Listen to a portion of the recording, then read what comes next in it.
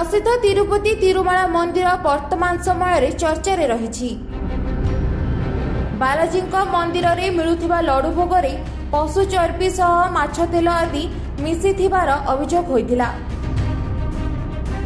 एही प्रसाद को वर्ष तमाम आसुथिबा भक्त माने ग्रहण करि आसुछंती।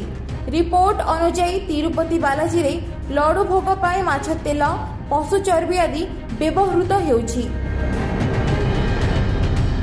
आश्चर्यर कथा हेउछि जे प्रसाद केवल भक्तों को बंटा जाए नहीं, बरं ताहा भगवान निकटरे मध्य भोग करा जाए। यहाकु नहीं आंध्र प्रदेश मुख्यमंत्री चंद्रबाबू नायडू लड्डू रे पशु चर्बी और माछ तेल थिबा अभियोग करथिले। या परे घिओ को नमूना जांच पई गुजरात पठा जायतिला। यहाकु नहीं जातीय डायरी विकास बोर्ड लड्डू रे चर्बी रहिछि बोली स्पष्ट करथिले।